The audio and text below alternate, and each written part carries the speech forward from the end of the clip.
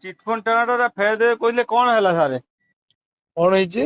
Chit fund ଟଙ୍କାଟା chit fund ଟଙ୍କା ମିଳିବ ସମସ୍ତଙ୍କୁ 4 ମାସ ଭିତରେ କେବେ କୁହାଯାଇଛି। କୁହନ୍ତୁ ଡେଟ୍ ଟା 4 କୁହନ୍ତୁ ସାର୍। ମାସ ଭିତରେ ମିଳିବ। ଯୋଉମାନେ 5 ଲକ୍ଷ ଲୋକ ଯୋଉମାନେ କମ ଡିପୋଜିଟ୍ କରିଥିଲେ, ମାନେ 10,000 ଭିତରେ ଡିପୋଜିଟ୍ କଲେ, ସେମାନଙ୍କୁ ଫାଷ୍ଟ ଫେଜ ରେ ମିଳିବ। ମୋର 50,000 ଉପରେ ଡେରିରେ ମିଳିବ ଟିକେ। ଦେବେନି। ସେଟା କହିଥିଲେ କାହିଁକି ଦେବେନି କୁହନ୍ତୁ? ସେଟା ଆପଣ ଦେଖନ୍ତୁ ଆଉ କଣ କରାଯିବ। ଆରେ ପଇସା ତାଙ୍କ ଜମି ଅର୍ଡିନାନ୍ସ ହବ, ଜମି କି ସରକାରୀ ଖାତାକୁ ଅଣାଯିବ, ସରକାର ନିଲାମ କରିବେ, ତାପରେ ଦେବେ। ସେଥିପାଇଁ ଟିକେ ସମୟ ସବୁ ଲାଗିବ। କରାଯିବ। ଆମେ ଖଟି ଖାଉଛୁ ଆଜ୍ଞା। Hello sir. Waiting room. ଆଜ୍ଞା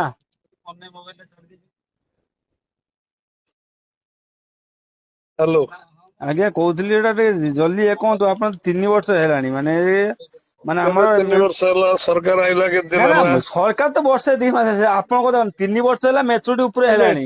ତ ଟଙ୍କା ଡିପୋଜିଟ୍ କଲୁଣି 10 ବର୍ଷ 12 10 ବର୍ଷ ହେଲାଣି। ହେଲା ଆପ୍ଲାଏ କଲୁଣି। ମେଚୁରିଟି ହେଇଛି 6 ମାନେ 6 ବର୍ଷ ମେଚିଓର କେବେ ହେଲାଣି। ହେଲା ମୁଁ ଜାଣିନି। ତୋର ଟଙ୍କା ଡିପୋଜିଟ୍ ତ କେବେଠୁ କରିଥିବୁ ମତେ ଜଣା ନାହିଁ।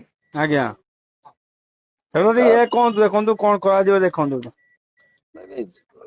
ଟଙ୍କା ତ ଅର୍ଡିନାନ୍ସ ହେଇକି ତାଙ୍କ ଜମିକୁ ଆମର ଅଣା ହେଲା ପରେ ତ 36 ବର୍ଷ ପେନ୍ କାର୍ଡ ଭଦ୍ରକ ଯେତେବେଳେ ହେଇଥିଲା, ପେନ୍ କାର୍ଡ ବୋଲି କମ୍ପାନୀ ମାଇକ୍ରୋ ଫାଇନାନ୍ସ ର, ସେଇ କମ୍ପାନୀ ହଉଛି ଆମର ଜମା ଅଛି। ମାଇକ୍ରୋ ଫାଇନାନ୍ସ ପାନ୍ କାର୍ଡ ବୋଲି ଗୋଟେ କମ୍ପାନୀ ଥିଲା ଭଦ୍ରକର। ଆମେ ସେଇ ଭଦ୍ରକ, ଆମ ଘର ଭଦ୍ରକ ପାଖାପାଖି, ବୁଝିଲେ ନା।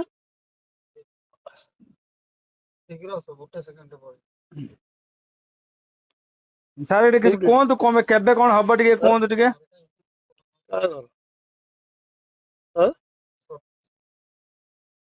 ସତୀଶ କିଏ? ଦୀପକ ଫୋନ ଧରିଲା କି? ହ୍ୟାଲୋ। ଆଜ୍ଞା ହଁ କୁହନ୍ତୁ। ଡକ୍ୟୁମେଣ୍ଟ ଟା ପାଇଛନ୍ତି ନା? ଡକ୍ୟୁମେଣ୍ଟ ଆପଣଙ୍କୁ ପଠେଇଦେମି, ଯୋଉଟା ଡିପୋଜିଟ୍ ଥିଲା ସେଟା ଅନଲାଇନରେ ସବୁ। ଡକ୍ୟୁମେଣ୍ଟ ମତେ କାହିଁ ପଠେଇବୁ? ଏଇ ଗଞ୍ଜେଇ ଫଞ୍ଜେଇ ଖାଉଛୁ? ନା ଗଞ୍ଜେଇ ଗଞ୍ଜେଇ ଖାଇ ଡକ୍ୟୁମେଣ୍ଟ ମତେ କାହିଁ ପଠେଇବୁ? ମୋ ନା ପାଖରେ କଣ ହଜିଲା ତୋର ଯେଟା କହିଲେ ହଜିଯାଇଛନ୍ତି ସବୁ ଚିଟଫଣ୍ଡ କହିଲେ। ର ଡକ୍ୟୁମେଣ୍ଟ ଯୋଉ ପାଖରେ ଅଛି, ଚିଟଫଣ୍ଡ ପାଖରେ ଅଛି, ଗଭର୍ଣ୍ଣମେଣ୍ଟ ଆଜ୍ଞା ତାକୁ କଲେକ୍ଟ କରୁଛି। ସବୁ ଡକ୍ୟୁମେଣ୍ଟ ଯାହାର ଯାହାର ମିଳିବ ତାଙ୍କୁ ପଇସା ରିଟର୍ନ କରାଯିବ। ଆଜ୍ଞା ସେଟା ଡକ୍ୟୁମେଣ୍ଟ ସେମାନେ କରିବେ। ମୁଁ ଡକ୍ୟୁମେଣ୍ଟ ନେଇ କଣ କରିବି? ତାକୁ କେବେ ତା ଭରସା ଦିଅନ୍ତୁ ଟିକେ। ସାର୍ ଫୋନ ରଖ। ତତେ ତୁ ଆଇଦର ତୁ ରାଞ୍ଚି ଯିବୁ, ନହେଲେ ମୁଁ ରାଞ୍ଚି ଯିବି। ଦି ଜଣରୁ ଜଣେ ରାଞ୍ଚି ଯିବ।